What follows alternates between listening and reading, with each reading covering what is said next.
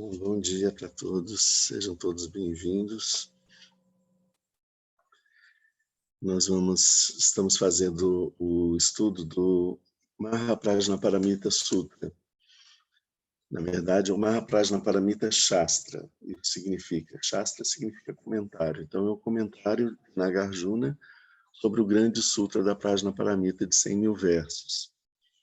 Já viu várias etapas desse sutra, várias fases desse sutra, e vamos fazer, antes da gente começar, até como uma forma de conexão, a gente vai fazer a leitura da síntese da Prajnaparamita, que é chamado Sutra do Coração, que é o coração, a essência da Prajnaparamita. A Prajnaparamita também pode ser chamado de o vitorioso conhecimento transcendente. A gente vai fazer, então, a leitura, nos conectarmos com o tema. Essência do vitorioso conhecimento transcendente. Assim ouvi. Certa vez o Bhagavata estava em Rajagriha, na colina dos Abutres, na companhia da grande comunidade de monges e da grande comunidade de bodhisattvas. Entrou no samadhi denominado percepção profunda, que observa atentamente todos os fenômenos. No mesmo momento, o sublime Bodhisattva Avalokiteshvara, estando em absorção no conhecimento transcendente, viu que a natureza dos 5 agregados era vazia. Depois, pelo poder do Buda, o venerável Shariputra perguntou ao Bodhisattva Avalokiteshvara: como devem treinar-se os homens e as mulheres afortunados que desejem realizar o profundo conhecimento transcendente? Assim ele falou. Então o Bodhisattva Mahasattva Avalokiteshvara respondeu ao venerável Shariputra: Shariputra, aquele ou aquela que deseja entregar-se à prática do profundo conhecimento transcendente devem ver assim. Ele deve ver que a natureza dos 5 agregados é vazia e totalmente pura. A forma é o vazio é a forma. A forma não é nada além que o vazio não é nada além que a forma. Da mesma maneira que as sensações, as percepções, as formações mentais e as consciências são vazias. Assim, Shariputra, todos os fenômenos são vacuidade. Eles não têm nem características, nem origem, nem fim. Não são nem impuros, nem livres de toda impureza. Não aumentam, nem diminuem. Eis então que no seio da vacuidade não há forma, sensação, percepção, formação mental, nem consciência. Não há nem olho, nem ouvido, nem nariz, nem língua, nem corpo, nem mente. Não há nem forma, nem som, nem odor, nem sabor, nem contato, nem fenômeno mental. Não há qualidades inerentes à visão, à audição, ao olfato, ao paladar, ao tato e à consciência mental. Não há nem ignorância, nem envelhecimento, nem morte, nem sua respectiva cessação. Da mesma maneira, não há nem sofrimento, nem origem do sofrimento, nem extinção do sofrimento, nem caminho. Não há nem sabedoria, nem realização, nem não realização. Assim, Shariputra, uma vez que para os bodhisattvas não tem nenhum dano, eles apoiam-se sobre o conhecimento transcendente e ali permanecem. Sua mente é desprovida de todo véu, são destemidos, transcendem toda visão errônea e passaram definitivamente para além do sofrimento. Apoiando-se sobre o conhecimento transcendente, todos os Budas do passado, do presente e do futuro atingem a budeidade absoluta, o perfeito e insuperável despertar. É por isso que o mantra do conhecimento transcendente, o mantra da clarividência, o mantra insuperável, o mantra inegável, o mantra que alivia totalmente todo sofrimento, não mente. Saiba que ele é verdadeiro. Eis aqui o mantra da perfeição transcendente. Om Gate Gate Pragate Prasangate Bodhisoha. Shariputra, é assim que um grande bodhisattva deve treinar-se no profundo conhecimento transcendente. Depois o Bhagavata saiu de seu samadhi e felicitou o Bodhisattva Mahasattva Avalokiteshvara. Excelente, excelente, nobre filho. É isso, é isso. Depois que o Bhagavata assim disse, o venerável Shariputra, o Bodhisattva Avalokiteshvara, todos aqueles que o cercavam e o mundo com os deuses, os humanos, os semideuses e os Gandharvas se regozijaram e louvaram sinceramente suas palavras. Aqui termina a sublime essência do conhecimento transcendente. Bom, então, especialmente nesse momento, a gente está vendo do comentário do Nagarjuna, né?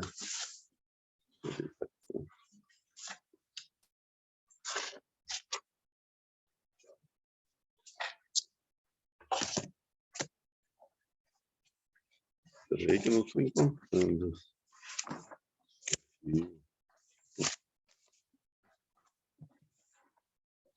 A gente está vendo os 4 pensamentos incomensuráveis.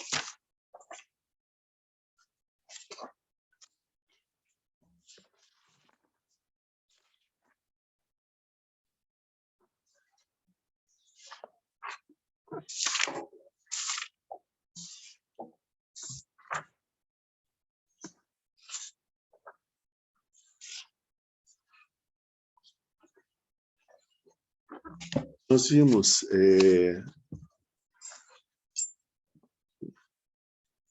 já vimos as 6 paramitas, estudamos as 6 paramitas. Depois, a gente, no texto da página paramita, fala de 37 auxiliares da iluminação.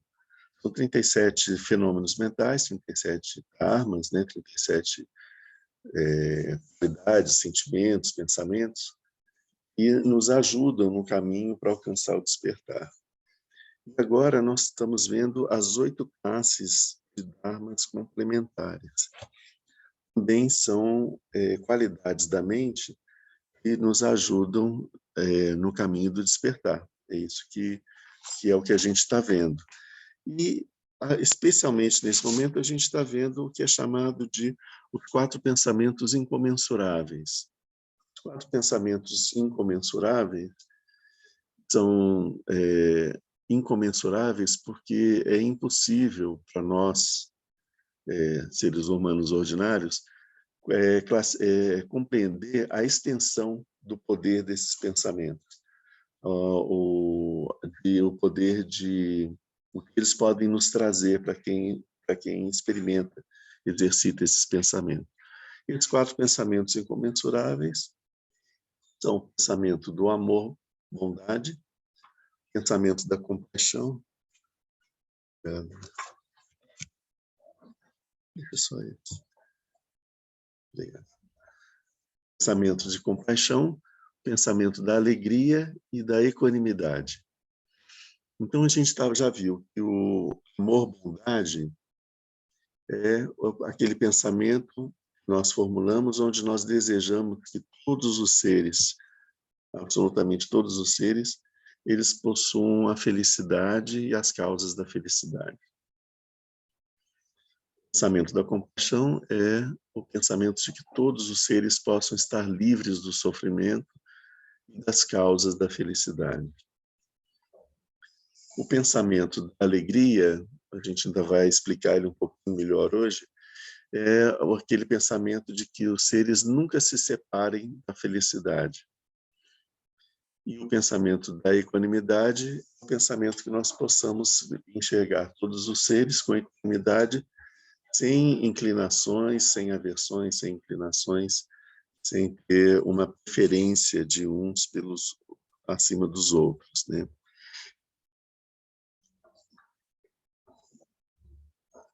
A gente já viu alguma coisa sobre esses pensamentos e a gente está vendo especialmente agora sobre o pensamento da felicidade. Ou, felicidade não. Pensamento do amor-bondade.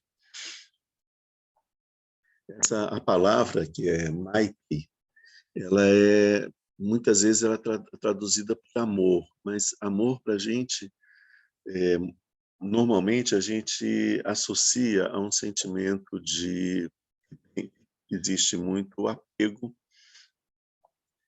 e um sentimento muito personalístico, né?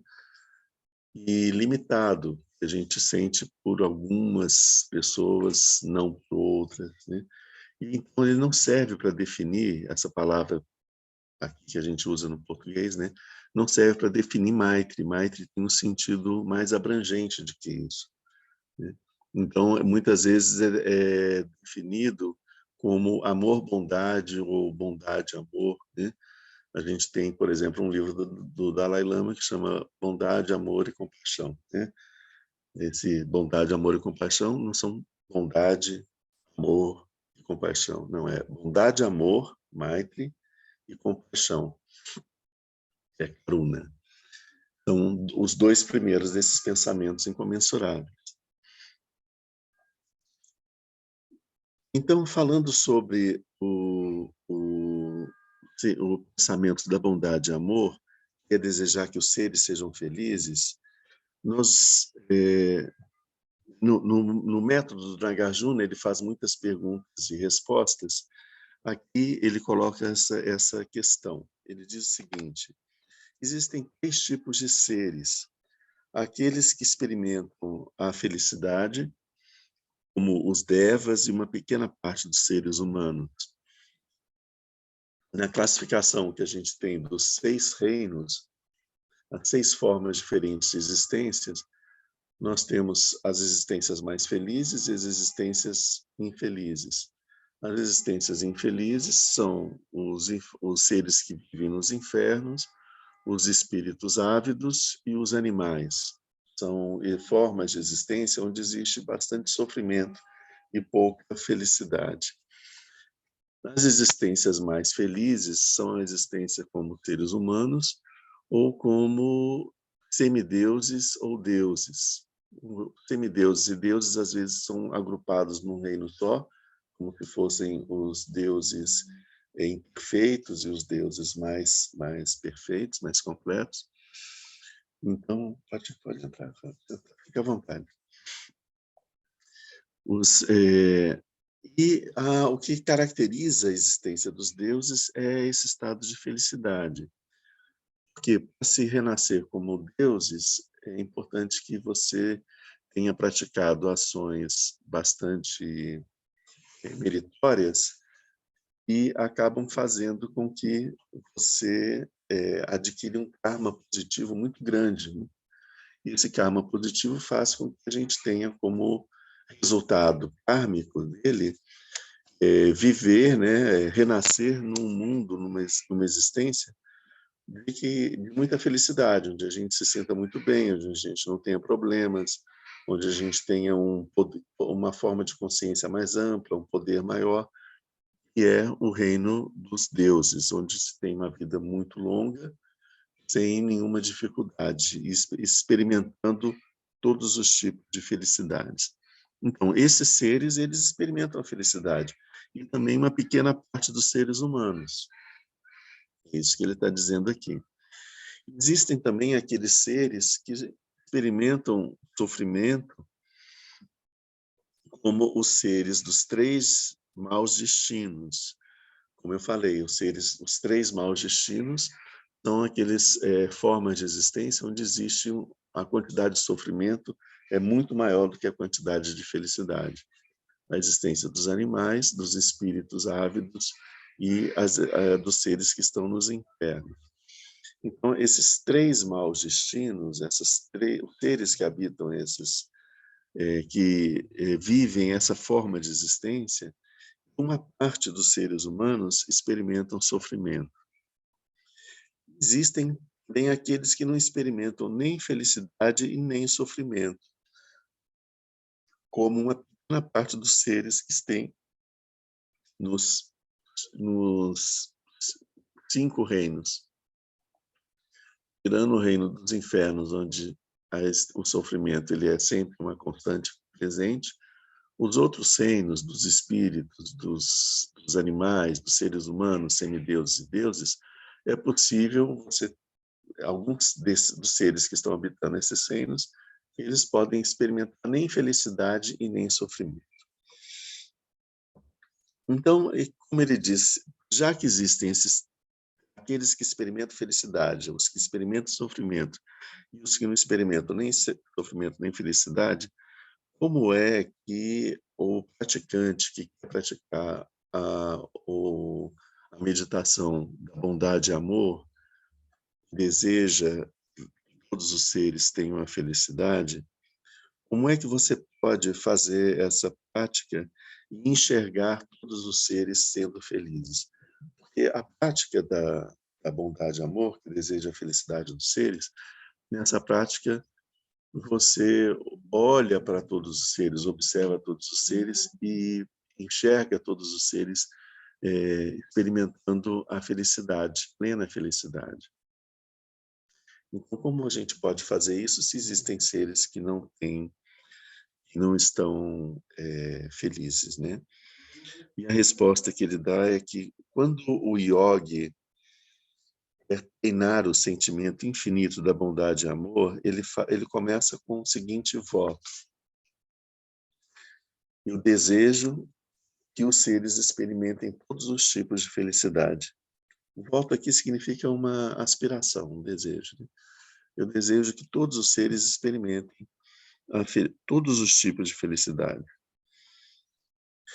E assim, tendo em mente, né, o caráter de um homem feliz, ele concentra o seu pensamento e entra em meditação.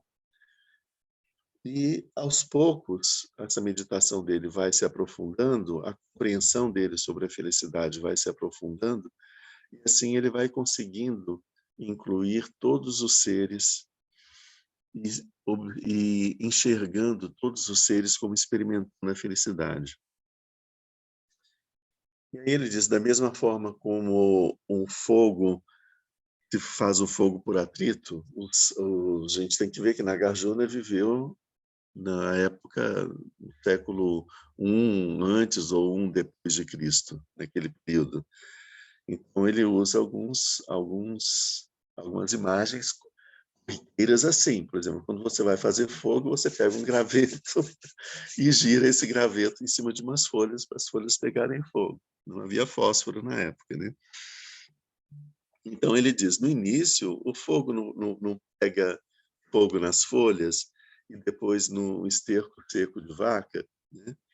Hoje, quando a gente vai na Índia, a gente ainda vê pessoas utilizando esterco de vaca como forma de fazer fogo, de produzir fogo para cozinhar ou para se aquecer, né?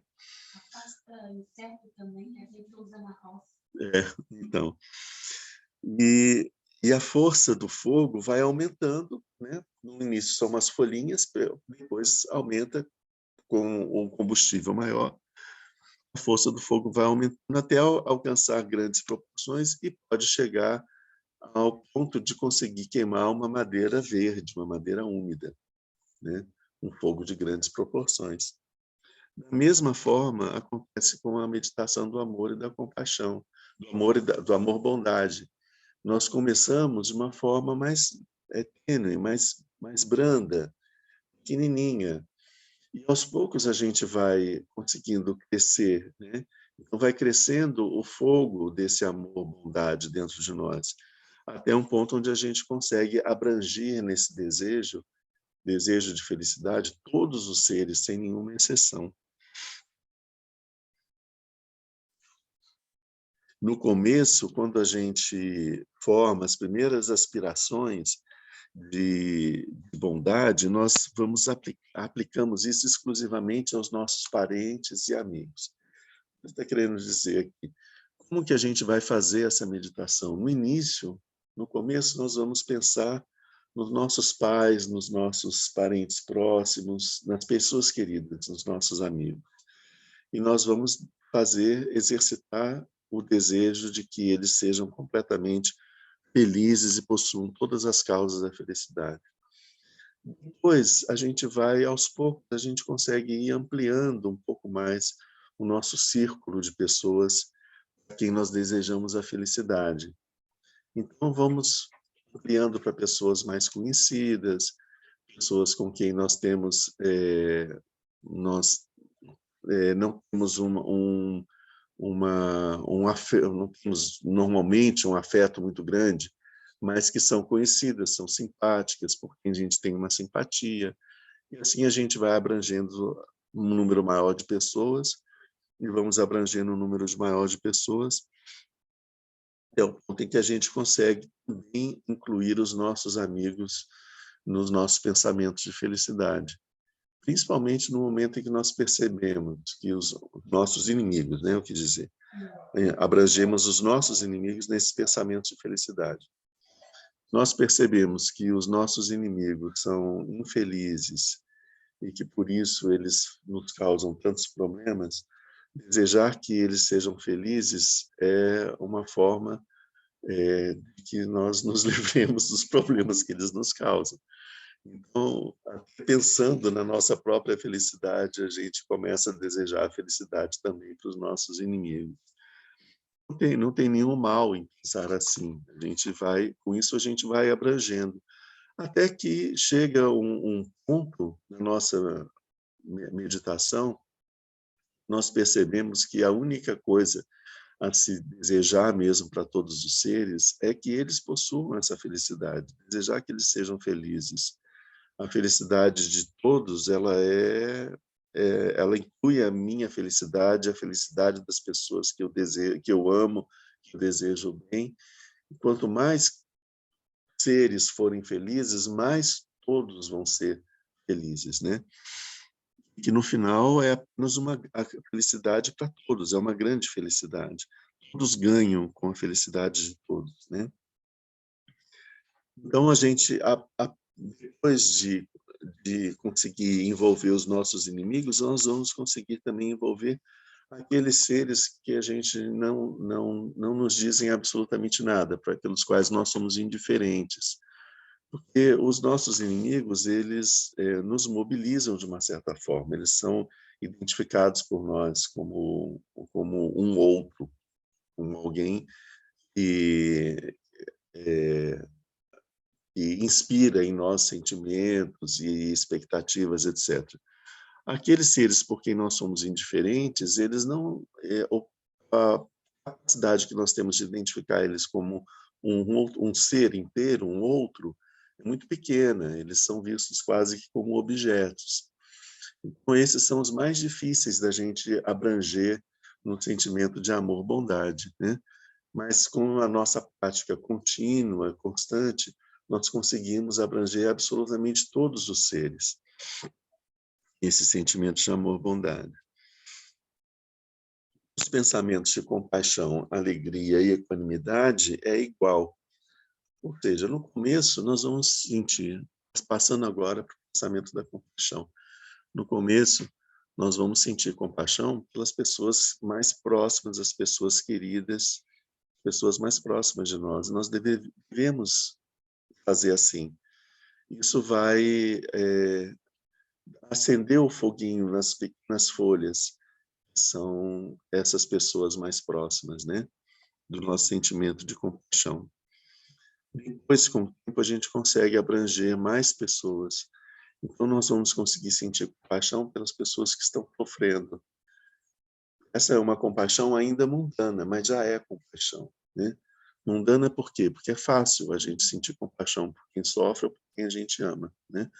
Então, a gente vai sentir compaixão, algumas vezes, a gente tem um pensamento equivocado de achar nós temos que ter a compaixão por todos os seres e não adianta ter compaixão só pelas pessoas que estão sofrendo, a gente tem que ter compaixão também pelo agressor e etc. Então, essa compaixão não vale.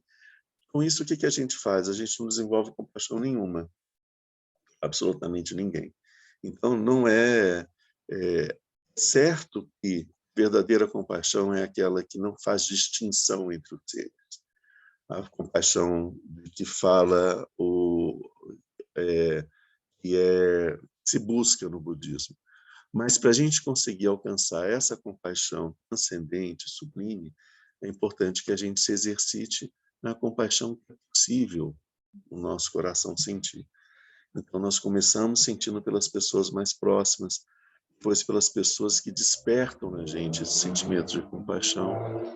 E a gente vai ter dificuldade, por exemplo, quando nós sentimos compaixão por uma pessoa que sofre agressão, a gente vai ter dificuldade de sentir compaixão por um agressor.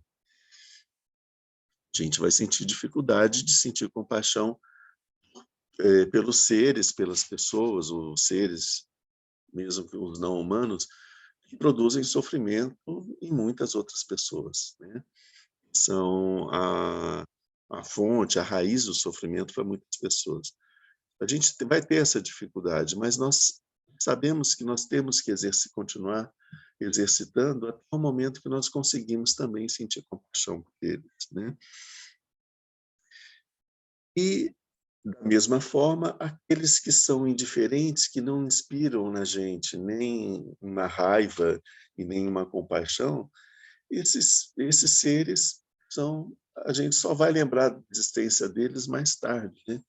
Eles não estão no dia a dia da nossa mente. Nós sabemos a existência deles, mas nós não passamos batido. Então, com o tempo, nós conseguimos desenvolver o nosso sentimento de compaixão por toda essa infinidade de seres, ou seja, por uma quantidade infinita de seres que nós nem sabemos que existem, que nós nunca vimos e que nós vamos levar muito tempo, talvez, para poder encontrar nas nossas existências.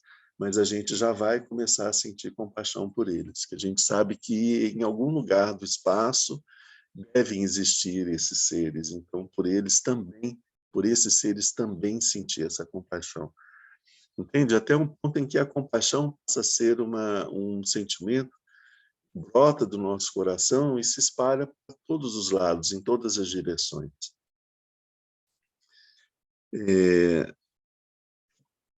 Daqui a pouco a gente vai falar sobre a alegria e a equanimidade.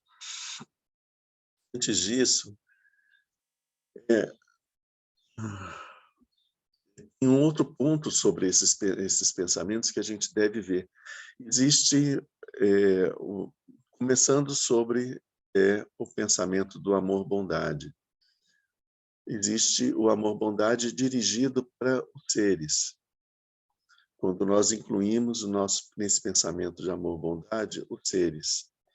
Esse é chamado um sentimento de amor-bondade impuro. Depois a gente vai ver por quê. Existe também a possibilidade da gente sentir a compaixão, a alegria, a equanimidade. Existe a possibilidade da gente sentir o amor-bondade nas coisas. Então, sentir amor-bondade, desejar a felicidade dos fenômenos, das coisas, dirigir esse sentimento às coisas, é uma forma pode ser ao mesmo tempo pura ou impura, dependendo do contexto. E existe, finalmente, o sentimento de amor-bondade que não tem objeto. Esse sentimento de amor-bondade é aquele sentimento que brota no nosso coração e não está se dirigindo para para outro, seja um ser animado, né, com um ser senciente, ou seja, um objeto, né? Não importa, ele é indiferente, ele é abrangente, ele brota sem objeto, ele é intransitivo, né? É um amor e ponto, né? Não é amar alguém, né? É simplesmente amar, é um estado de amorosidade, um estado de bondade, de amorosidade natural. Essa é o amor-bondade puro. Essas três formas de amor-bondade vão nos trazer méritos e vão trazer frutos, e serão frutos diferentes. Todos os três são desejáveis e a gente deve praticá-los, né? Mas o mais difícil da gente conseguir aprender é desse estado, de entrar nesse estado de amorosidade, indiferente daquilo que passa pela nossa frente, né? Da mesma forma com a compaixão. A compaixão pelos seres, né? É uma compaixão impura. A compaixão pelas coisas, ela pode ser pura ou impura. E o estado de compaixão, indiferente de direcionar ele para um ou para outro, esse estado da mente compassiva, é o que a gente chama de Cherenzi, né? Cherenzi é o Bodhisattva da compaixão. Ele é a compaixão, né? Ele não é a compaixão sem objeto, né? Direcionada para todos os seres, para todas as coisas e para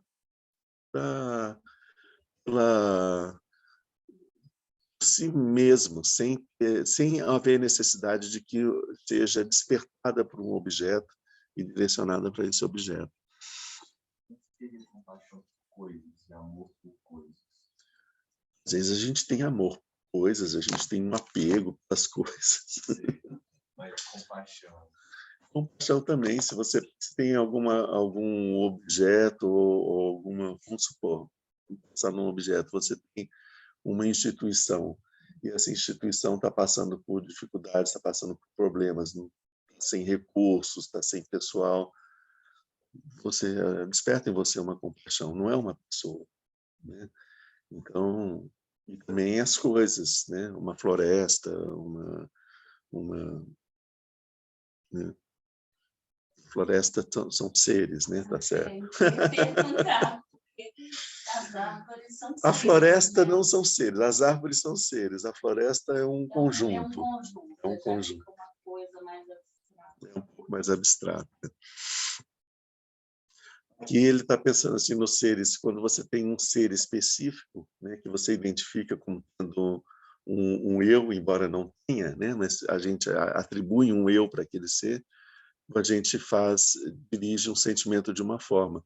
Quando é um objeto que não tem um eu, a gente direciona esse amor-bondade de uma outra forma. É uma outra forma de... Mas também faz parte desse sentimento, né? Talvez até uma peça antiga que tem um valor Isso. histórico ou mesmo um valor de memória para uma família que você está restaurando aquele objeto, talvez Sim. alguma relação. Bem assim. E não necessariamente que tenha que ter um apego nosso para ele, né? Às vezes pode ser, como eu falei no caso de uma instituição, por exemplo, às vezes não é por uma questão de apego, é pelo conhecimento da possibilidade de benefícios que aquela instituição pode fazer, etc., né? Então, assim, só para a gente ver que esse amor sem objeto, essa compaixão sem objeto, ela vai nos proporcionar para a gente um mérito diferente, e é um mérito que tem uma compreensão maior sobre a vacuidade dos seres e das coisas. Então, isso vai proporcionar que a gente possa ter um renascimento numa condição de consciência mais avançada, mais ampla do que quando nós estamos experimentando esses sentimentos, direcionando eles a pessoas ou a coisas, né? Onde é que cabe aí a autocompaixão, se ela funciona mundana ou se ela também, a autocompaixão pode ser transcendente? A autocompaixão tem um objeto, é a compaixão que a gente sente por nós mesmos. Então ela tem um objeto também, entende? Não é para os outros, mas é para nós mesmos, da mesma natureza. Ela é da mesma natureza, né? Então, a compaixão, que seria essa compaixão mais transcendente, é um estado de compaixão. Se a gente pensar no estado de amorosidade, é mais fácil a gente entender. Um estado onde você sente um amor, você não sabe por quem, né? Um estado que você sente uma compaixão pelo sofrimento dos seres e você não está direcionando para um ou para outro, né? Quando a gente está fazendo a prática, né, de Cherenzi, recitando o Mani Padme Hum, a gente está despertando essa compaixão transcendente em nós, né? Eu tive isso na presença do Dalai Lama, quando ele veio na Oasis. Sim, ele é... Era... como é que fala? Sem direção ali, o amor com a compaixão. Então, é isso que a gente entende como o... Não é... Isso é semelhante, né? Da mesma natureza quando a gente fala de um amor incondicional. Né? A gente está falando de um amor que não tem... Amor incondicional, ele não tem necessidade de que você seja de um jeito ou de outro. Né? Aqui, ou esse amor, esse estado de amorosidade que eu estou falando, ele não há necessidade nem de que você seja um ser, nem nada. Simplesmente é o sentimento que brota em nós. Existe um sentido de se fazer a meditação no amor-bondade, na compaixão, na alegria e na equanimidade. Um sentido no caminho do despertar. Vamos continuar aqui seguindo o nosso texto. Aqui ele fala agora sobre a equanimidade. Ele diz que durante o pensamento de compaixão, aprendemos as características do ser que está sofrendo, do homem sofredor. Durante o pensamento da alegria, aprendemos a característica do homem feliz. Qual é a característica que a gente aprende na equanimidade? Está dizendo, quando a gente faz a prática da bondade e amor, a gente deseja a felicidade para os seres. Quando a gente faz a prática e a gente tem uma imagem de um homem, um ser feliz, né? Quando a gente faz a prática da compaixão, a gente tem a imagem de um homem, de um ser que sofre. Quando a gente faz a meditação da alegria, também ela está relacionada com a felicidade, mas é um outro tipo de felicidade. Qual é a característica da equanimidade? Então, a resposta dele é: quando aprendemos a característica de um homem nem infeliz e nem feliz, ou seja, quando a gente consegue perceber os seres nem como felizes, nem como infelizes. Quando esse pensamento cresce gradualmente, o yogi vê absolutamente todos os seres como não sendo nem felizes, nem infelizes.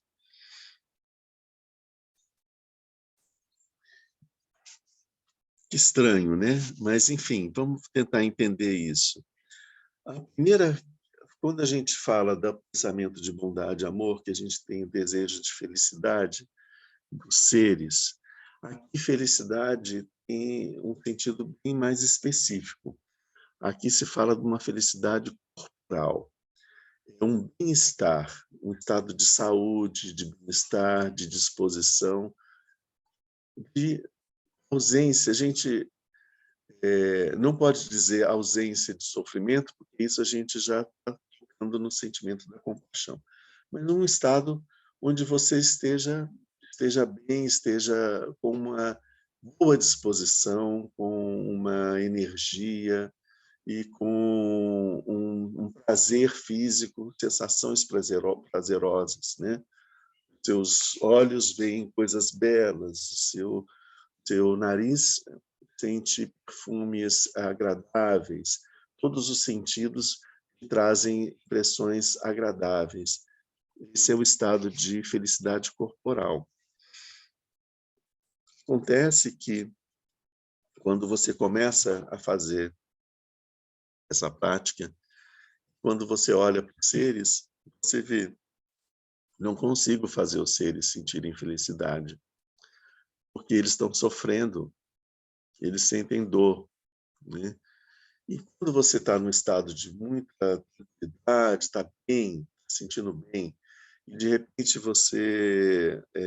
uma abelha te pica ou alguma coisa acontece que te produz uma dor, aquela felicidade corporal desaparece. A gente só fica experimentando a dor. Então, a dor, ela tem essa força de nos afetar muito mais do que essa felicidade corporal. Então, nós nos damos conta de que existe, enquanto os seres não forem livres do sofrimento, eles não vão conseguir experimentar a felicidade. Então, isso faz com que brote em nós o sentimento da compaixão. O sentimento de compaixão, nós buscamos acabar com o sofrimento de todos os seres. Quando os seres eles conseguem estar sem sofrimento, então a felicidade corporal ela é possível. E o pensamento da alegria, ele busca a felicidade mental. A alegria, o que a gente chama aqui de alegria, é aquele estado de felicidade mental, onde nós estamos felizes por causa das nossas relações, por causa dos nossos empreendimentos, e estamos no estado de essa excitação que a alegria nos produz, né? Felizes com o nosso caminho espiritual, com todas essas coisas, que não são coisas físicas. Então, o sentimento de felicidade da bondade, que a bondade e amor busca, é aquele estado de bem-estar e de felicidade proporcionado pelas consciências dos 5 sentidos. O sentimento de alegria é buscar esse bem-estar e essa felicidade que é proporcionada pela consciência mental, pela consciência dos processos mentais, que é a 6ª, 7ª e 8ª consciências. Então, essas consciências, essa percepção desse estado de bem-estar mental, felicidade mental, é isso que a gente está chamando aqui de alegria. Só é possível depois que a gente terminou com todo o sofrimento. Enquanto houver um sofrimento, não é possível a gente ter plenamente esse estado de alegria.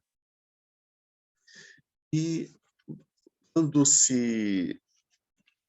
na questão da equanimidade, o yogi ele percebe o seguinte: quando os seres perdem a felicidade, eles encontram sofrimento. E durante o sofrimento eles são infelizes. Então, encontrar um estado que não tenha dor nem felicidade é uma segurança para os seres. Então, se os seres estiverem vivenciando num estado onde eles não têm dor, não têm felicidade, eles não correm o risco de sentir dor novamente. Então, esse estado de nem sofrimento e nem felicidade é um estado que traz uma segurança e uma estabilidade e um nível extremamente mais sutil de felicidade, que é a felicidade de estar livre dessa perturbação, dessa perda, né? Uma felicidade mais transcendente. Então, o yogi se exercita nos pensamentos da bondade, amor, alegria e, às vezes, ele pode sentir um certo apego por esses pensamentos. Então, porque quando ele se exercita na compaixão, ele pode experimentar tristeza pelo ser. Quando ele se exercitando na bondade e amor, ele vai sentir uma felicidade também, da mesma forma que os seres estão sentindo. Então, tudo isso perturba a mente do yogi. Então, é o momento onde ele, para afastar esse estado de apego e estado de tristeza que esses sentimentos podem causar, ele desenvolve a equanimidade. A equanimidade, ele vai buscar um estado onde ele não tem nem essa alegria, essa excitação da felicidade e nem desse sofrimento. Porque essas coisas distraem o pensamento do yogi. Quando a gente está falando em yogi aqui, significa aquele que está seguindo o caminho do despertar. Não precisa ser um yogi com aquela imagem que a gente tem dos yogis. Todos nós aqui estamos buscando essa conexão, né? Porque o yoga significa união, né? Então, a gente está buscando essa união com a nossa mente búdica, né? Então, todos nós somos, nesse sentido, somos yogis, enquanto a gente como somos praticantes. Bom, aqui então já vi da felicidade e alegria, diferença. A gente ainda vai ter mais sobre a equanimidade.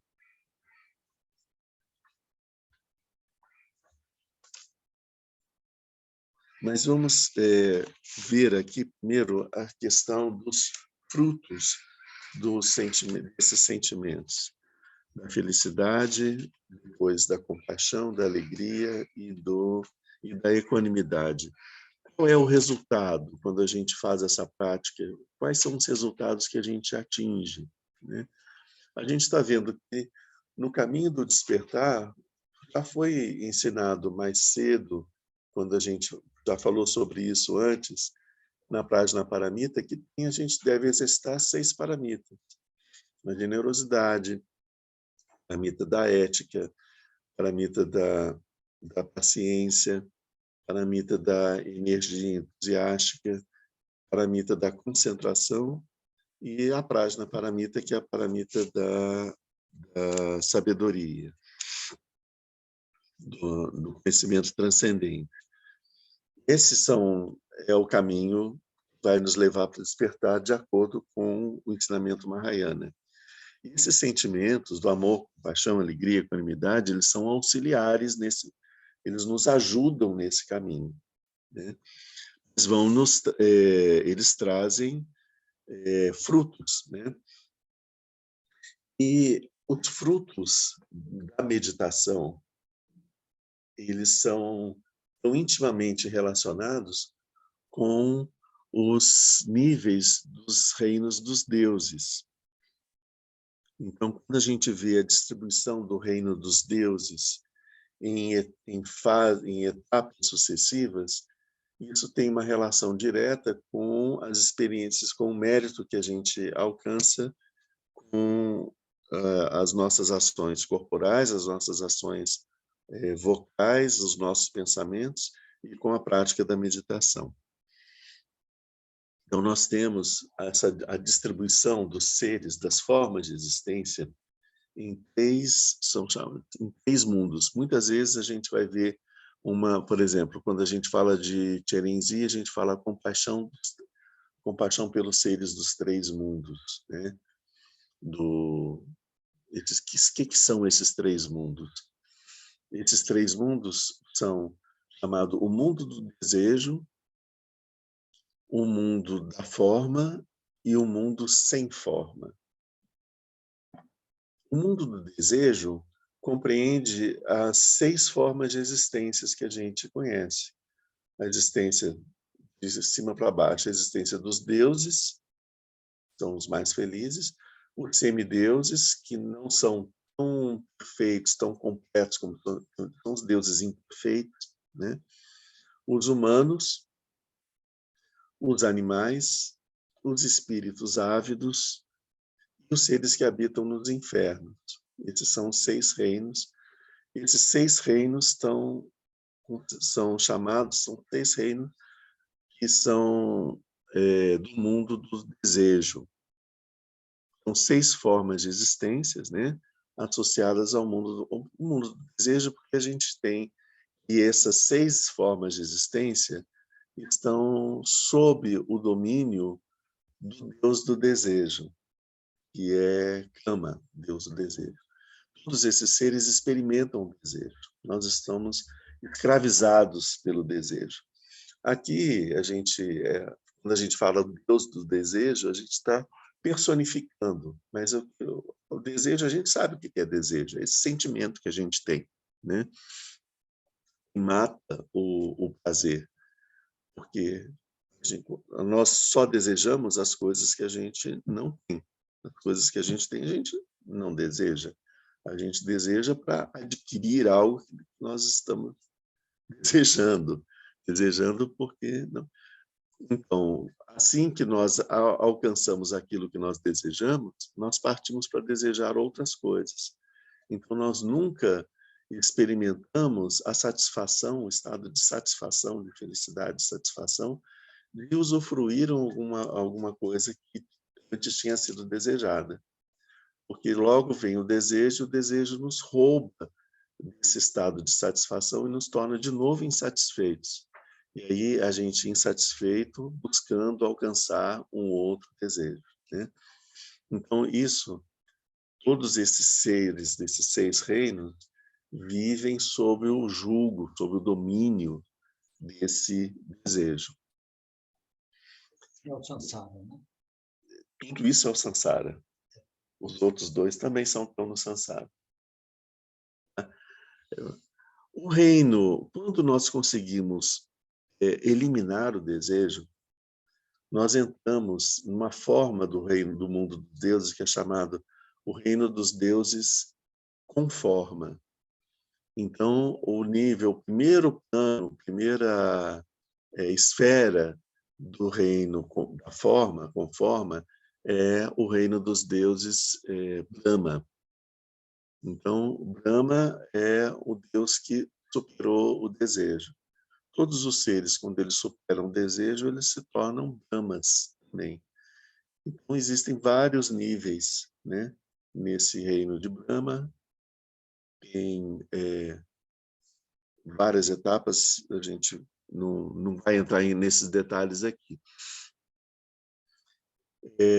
Mas isso é importante, porque a superação do desejo nos coloca nesse estado. Então, quando nós, pela prática da meditação, conseguimos ultrapassar o desejo, nós vamos entrar num estado de meditação que é chamado primeiro dhyana.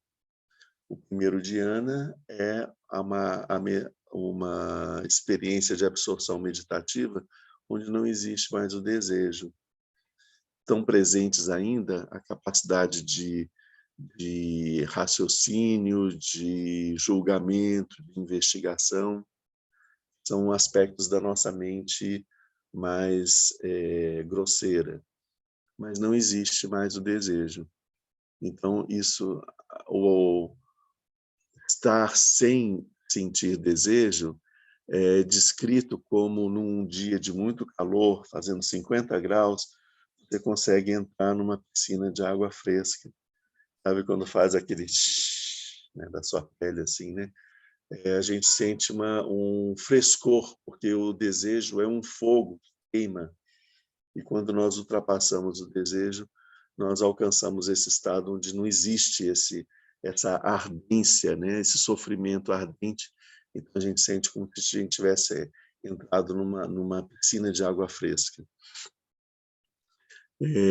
Então, e aí é o estágio dos deuses Brahma. Depois a gente consegue superar esses níveis de funcionamento mental mais grosseiros, como eu falei, e a gente entra num estado que a gente experimenta uma grande alegria. Isso é a etapa, a esfera do reino dos deuses seguinte. Então, só para a gente dar uma contextualizada aqui. O reino dos deuses, dentro do mundo do desejo, nós temos seis esferas do reino dos deuses. A primeira, a esfera dos 4 grandes reis. De vez em quando a gente ouve falar sobre os 4 grandes reis, são os deuses que estão relacionados com direções, a direção leste, oeste, norte e sul. Esses 4 grandes seis acompanharam muito o Buda durante os ensinamentos do Buda. Muitas vezes eles estavam presentes, eles recebiam ensinamentos do Buda. Eles são deuses que são praticantes do budismo, né? Depois nós temos no topo do Monte Meru o reino dos deuses, que é chamado reino dos 33 deuses. São 33 deuses que habitam esse espaço. Lá tem a cidade de Indra e o rei desses deuses é o deus Indra. E o deus Indra também era um deus que acompanhou muito os ensinamentos do Buda. E ele, junto com Brahma, vieram, assim que o Buda alcançou o despertar, eles vieram até ele e pediram para que ele desse ensinamentos, ofereceram para ele uma concha, né? e como símbolo, né, para que ele tocasse aquela concha, ou seja, para que ele desse os ensinamentos.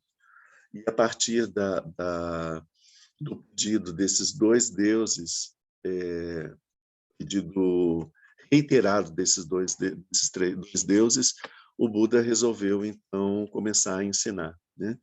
Então eles acompanham os ensinamentos do Buda desde antes do Buda começar a ensinar, porque eles, com a visão que eles tinham, eles perceberam que o Buda tinha alcançado o despertar e tinha alcançado um estado espiritual que ninguém mais tinha em todas as esferas de existência.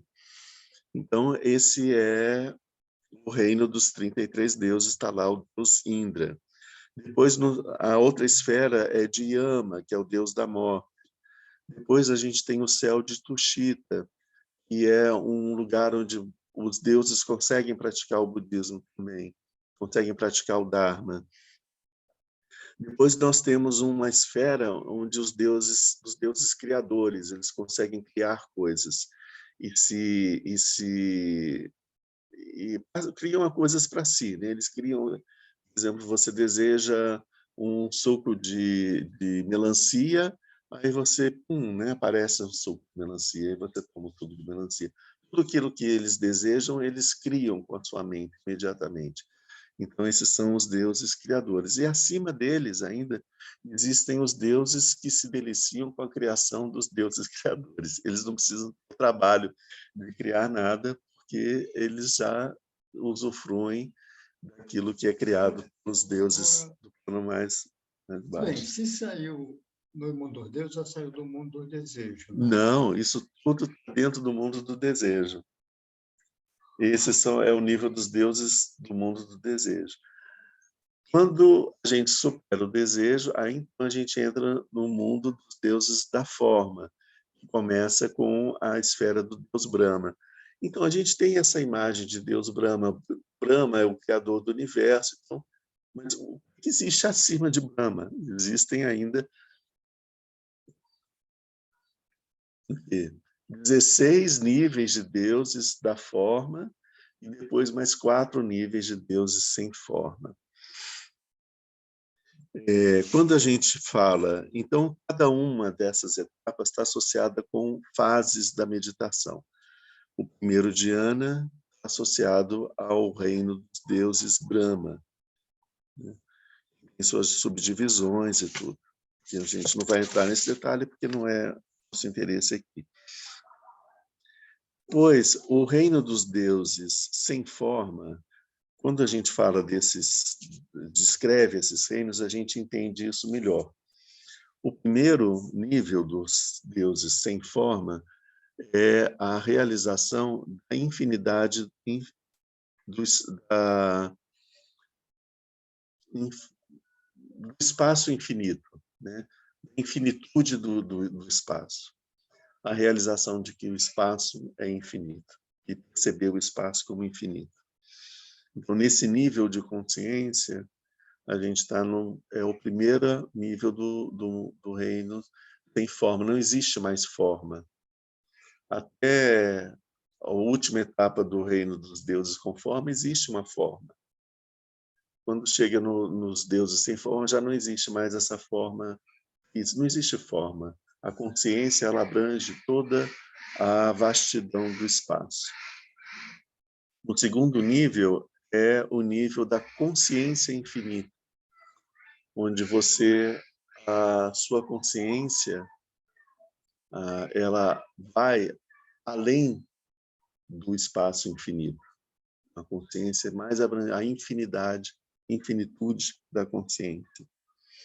O terceiro nível dos deuses sem forma é o nível da não consciência, que é a realização da vacuidade de todos os fenômenos da vacuidade até da própria consciência. O quarto e último nível do reino dos deuses sem forma é o estado nem consciência, nem inconsciência. já não existe mais nem consciência e nem inconsciência. Então, é um tipo de consciência absolutamente incompreensível para a gente e transcendente. Todos esses reinos estão dentro do samsara. Se você está nesse nível, nesse estado de, por algum mérito dos seus karmas, você alcançou esse estado de que você está no estágio da nem consciência nem inconsciência, isso tem uma duração limitada. Ver nesse reino, a gente permanece lá enquanto o combustível do nosso karma meritório estiver ardendo ali, estiver sendo utilizado. No momento que se esgota o nosso karma meritório, nós saímos desse lugar. E aí a gente vai para um outro nível de existência. Não é a liberação do samsara ainda, né? Então, o grande risco que a gente tem também na prática das ações meritórias, na prática do bem, né, em todos os níveis, é que se nós não dedicamos o mérito para despertar, esse mérito vai nos conduzir depois da morte para um estado de felicidade no reino dos deuses.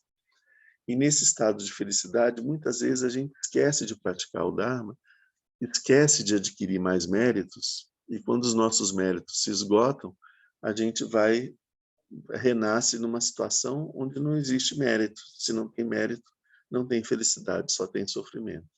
Então a gente volta para renascer em estados de muito sofrimento.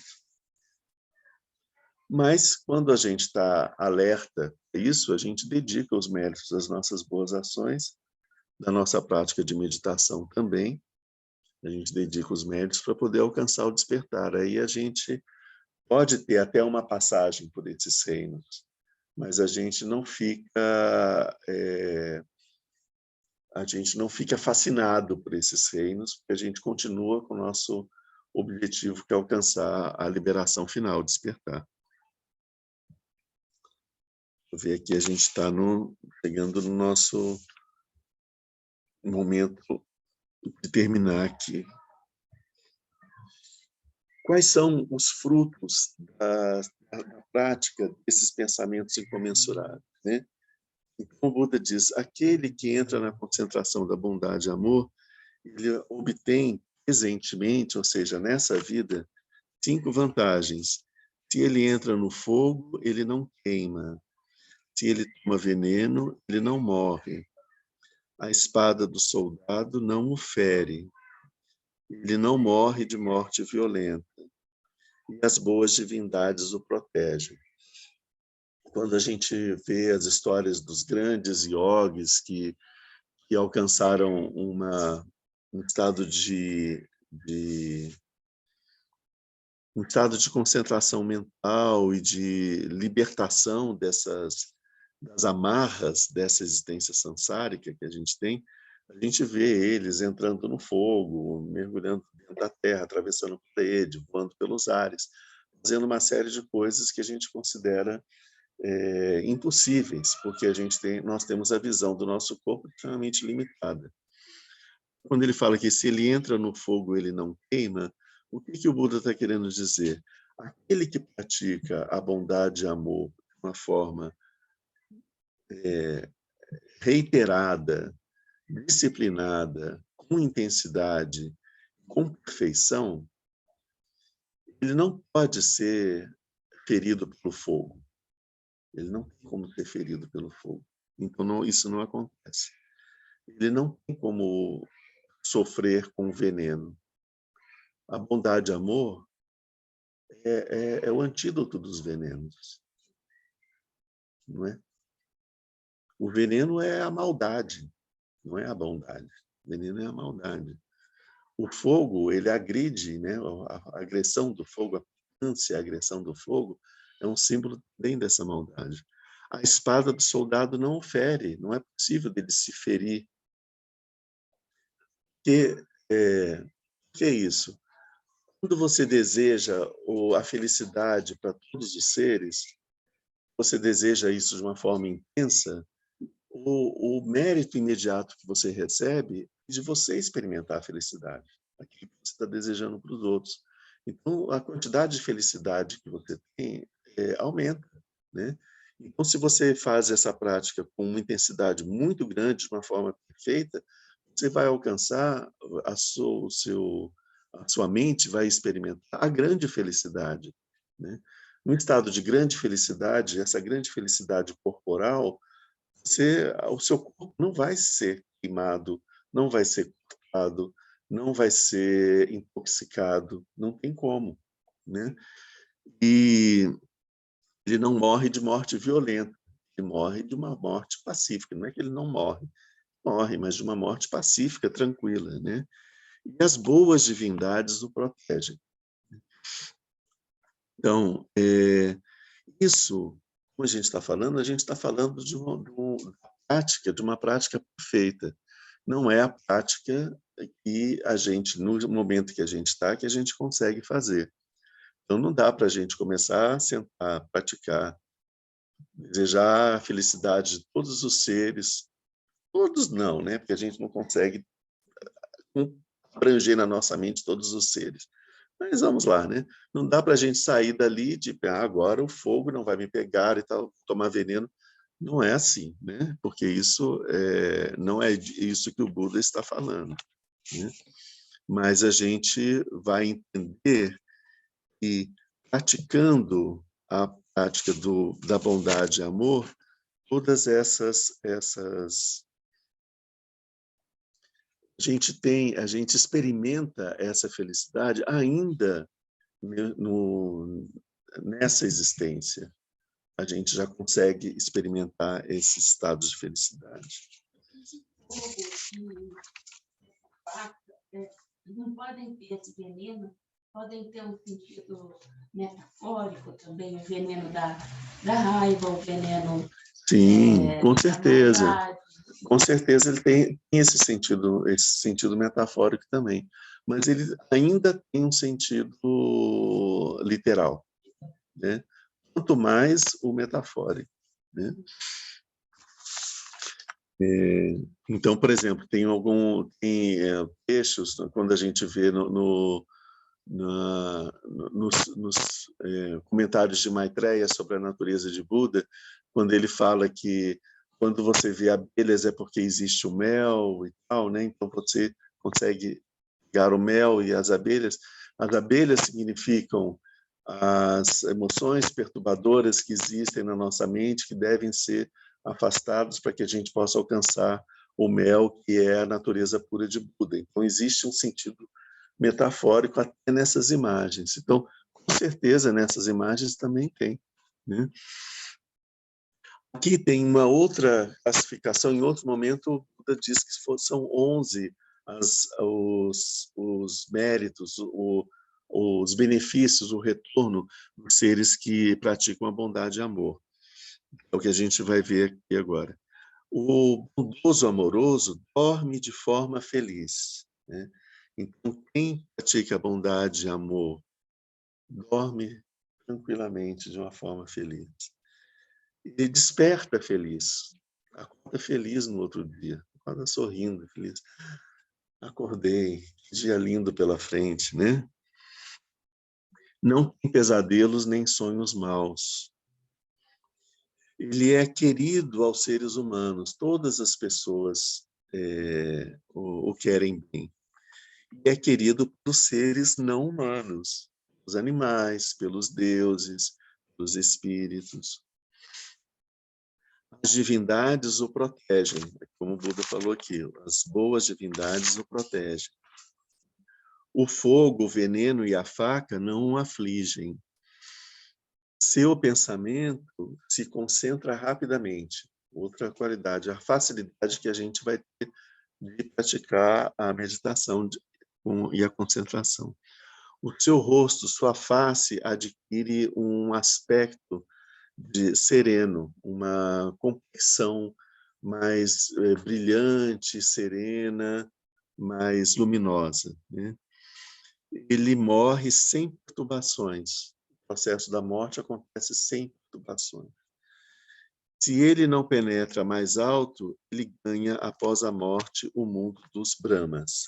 É aqui que a gente vai parar por hoje, né? Ele diz que depois da morte, aquele que pratica a bondade e amor, ele renasce no mundo dos Brahmas, ou seja, supera o mundo dos desejos. A gente já chega no mundo dos deuses da forma, que é o nível da primeira dhyana, da primeira absorção meditativa. Como a gente vê aqui, ele diz, se ele não vai mais longe, dependendo da prática do amor-bondade que a gente tem, se ela for uma prática mais impura, a gente vai alcançar o mundo dos Brahmas. Mas se a gente conseguir fazer uma prática mais pura, a gente pode conseguir alcançar o nível do reino dos deuses sem forma. Outros níveis mais altos do reino, dependendo da profundidade, né, da excelência da nossa prática da bondade amorosa. Né? Com as outras pensamentos é a mesma coisa. A gente vai dar uma paradinha agora aqui, porque nós temos, daqui a pouco a gente vai ter a prática com Lama Sonan, então a gente precisa fazer a nossa pausa. Se alguém tiver alguma dúvida, pode colocar, pode mandar no... Alguém tem alguma dúvida para a gente? Você tem? Diga. Essa questão, porque a definição de bondade amorosa e a compaixão é desejar a felicidade de um ser. Aí ainda não pegou para mim como é que eu vou desejar a felicidade de uma coisa. Você tem... Sabe, porque a definição. E a Sim. outra também é que essa coisa não sofre, mas ela não sofre nem... Mas, por exemplo, você tem... você pode desejar que um determinado... Vamos pensar num objeto, né? Vamos pensar, por exemplo, uma casa. Como é que eu vou desejar a felicidade para a casa? Eu quero desejar que essa casa fique bem, que ela permaneça, que ela não sofra nenhum tipo de problemas, né? E que ela não seja perturbada por nenhum problema, né? Entendi. Eu vou sentir compaixão pela casa quando eu vejo que a casa está sendo atacada por cupim, ou tem uma janela quebrada, ou então está com uma rachadura aqui e tal, não sei o quê, e aí eu desejo superar isso, né? Essa coisa. É mais nesse sentido. Eu acho que a gente não deve se preocupar muito. É um detalhe, a gente não deve se preocupar. Ele só está dizendo que é possível de sentir o amor, tanto o amor, bondade, como a compaixão, por objetos também, né? E que também é possível isso. Mas o ideal para a gente é que a gente busque esse estado de amorosidade sem objeto, que é o que vai nos levar mais próximo do despertar e vai nos ajudar mais no caminho do despertar. Gente, vamos encerrar então, fazendo nossa dedicatória para que a gente não corra o risco de ficar prisioneiro no reino dos deuses, certo?